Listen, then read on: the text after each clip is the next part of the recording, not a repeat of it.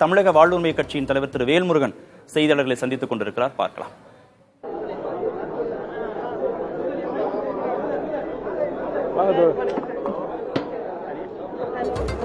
தொடங்கலாமா? முதலில் அனைத்து பத்திரிகை நண்பர்களுக்கு ஆங்கில புத்தாண்டு மற்றும் பொங்கல் நல்வாழ்த்துக்கள். தயார்னா சொல்லுங்க, சொல்லிடலாம்.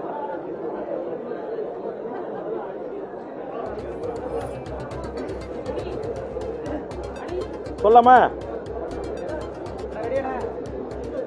2025ஆம் ஆண்டுக்கான தமிழக அரசின் கொள்கை முடிவை அறிவிக்கக்கூடிய பொறுப்புள்ள தமிழக ஆளுநர் அவர்கள் அப்படி பொறுப்பான ஆளுநர் உரையை வாசிக்க தமிழக சட்டப்பேரவைக்கு வருகை தந்தபோது அவர் ஒவ்வொரு முறையும் தமிழ்நாட்டில் ஒரு புதிய சட்டத்தை அல்லது புதிய மரபுகளை உருவாக்குவதற்கு முயற்சி செய்கிறார். இதை நான் முதலில் வன்மையாக கண்டிக்கிறேன். அந்த முயற்சியானது என்னவென்றால், ஒரு அரசு நிகழ்ச்சி அல்லது பேரவை தொடங்குகின்ற போது முதலில் தமிழ்த்தாய் வாழ்த்து பாடி அரசு நிகழ்ச்சி தொடங்கும்.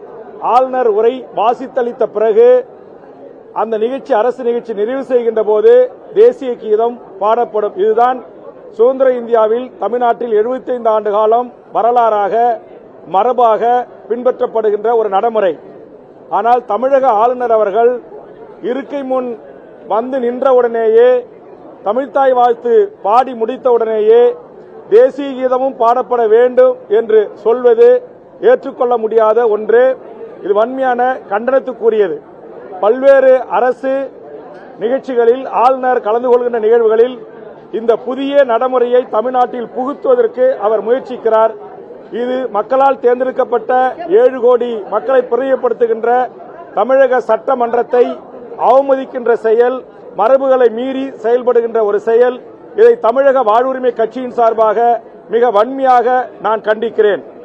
அதே மாதிரி அண்ணா பல்கலைக்கழகத்தில் நடந்தேறிய அந்த பெண்ணிற்கான பாலியல் வன்கொடுமையில் தமிழக அரசை நாம் எப்படி பதில் கூற வேண்டும், பொறுப்பேற்க வேண்டும் என்று சொல்லுகிறோமோ, தமிழ்நாடு காவல்துறை இதற்கு பதிலளிக்க வேண்டும் என்று நாம் சொல்லுகிறோமோ, அதற்கு நிகரான சம உரிமை தமிழ்நாடு ஆளுநர் அவர்களுக்கு இருக்கிறது. காரணம், தமிழ்நாட்டின் ஆளுநர் தான் தமிழ்நாட்டில் இருக்கிற அனைத்து பல்கலைக்கழகங்களுக்கும் வேந்தராக இருக்கிறார்.